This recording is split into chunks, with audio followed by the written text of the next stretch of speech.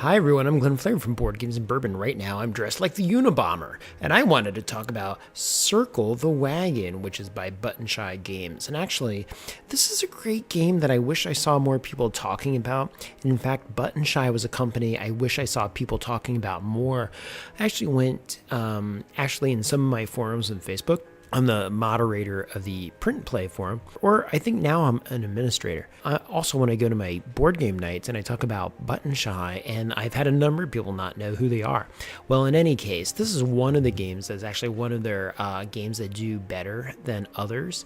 And it's, to me, it is 2-player, very fast, 7 Wonders. It's a game that is in the running. Yes. In the running to be one of the best 2-player games that are short that you can play with somebody. So I'll show you how to play it, and I'll talk about why I like it so much while I do that. Let's go.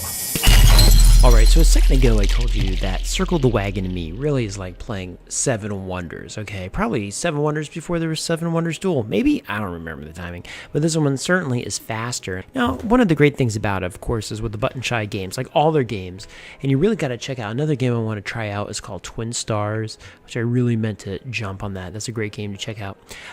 Is that they all come in these little sleeves, man, these little pockets that you can put like 100 games in. You can carry them with them everywhere. But how does Circle the Wagon work? Well, okay, think about the 7 Wonders qualities. You have scoring conditions, you essentially have drafting, it goes very quickly, and you're trying to have the most points. And that's really what happens here. Now, the great thing in this game for variety is these cards serve not only as your territories and as your resources that you're going to score off of, and there's 18 of them, so it even fills that 18 card niche. On the other side, every one of these cards is a scoring condition. That's how many varieties of the game you have and how much replayability you have in here, okay? So how does the game actually work? Well, all you got to do, you can shuffle it up if you want or not, whatever. You're going to put 3 cards out with 3 scoring conditions.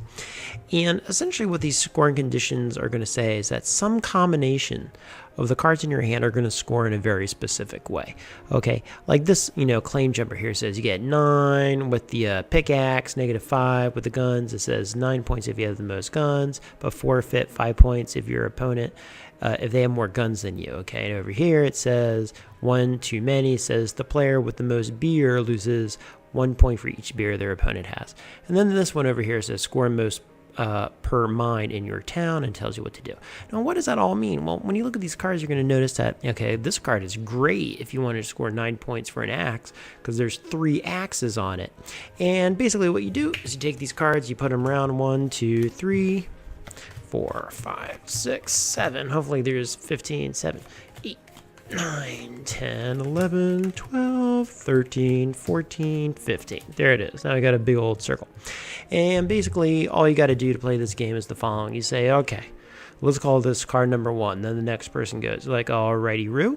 Well, I want to pick this card because that's not going to help me in any way whatsoever. So they're going to pick this. Well, when they do that, because this card was selected, the difference between the starting card and that gets taken by the other player. Okay, now you take these cards with the resources and you add them to your little cities that you're building. And then the next person, let's say they pick this card, so then that person gets that. Okay, so you go through all these different things, you select all your cards. Now what are you trying to do from that point? You're trying to build little cities. So you see here I'm connecting these. How do they connect? How do they work? Well, I can connect these because they have the same terrain in the background. Like you can see the blue with the dots, the polka dots, which is actually based on dresses people wore during the polka era. Very interesting. You can connect them that way, or you can say like, all right, I'm connecting all my pickaxes, and eventually, I'm putting all my beer bottles together. I got my ox I'm putting together. Sometimes you can even lay them on top of each other too. You can cover part of a card and stuff like that. Eventually, you're just going to do this, and you're trying to build up your whole city.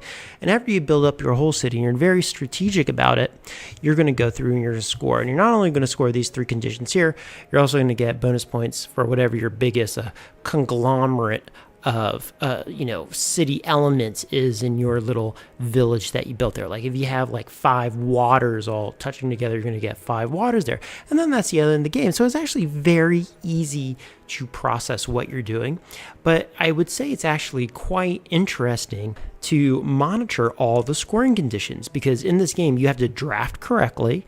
You also have to hate draft and make sure your opponent doesn't get it. Well, that's a 7 wonders to me right there. You're monitoring all these 3 conditions. You're monitoring what you're doing. You're trying to mess up the other person. So there's a lot of stuff going on in this game. There's only 18 cards. That's really amazing. So Circle the Wagons is actually one of my, it was actually recommended to me as a great game to try. And I think I met Jason, who owns the whole thing, started the whole thing from the ground up. I think I met it was Unpacks or Unpub is what it was, and we were hanging out. Coolest dude on the planet. And he was answering. We did a little interview too. He's just a super funny, sweet guy too. So anyway, this is one of the games, and it totally lived up to the hype that I heard. So, where do you get these from? Okay, we'll go to the website of Button Shy, and you can order these games. They're relatively inexpensive, and a few bucks for shipping, and then you get them, okay? And they have a whole variety there you can look at. Some of the games even have print and play options. So if you're into something interesting, you would like a change of pace, Circle the Wagon is a great one. Okay, so again, that's Circle the Wagon. Give that a gander, guys. Thank you so much. Talk to you later. Bye.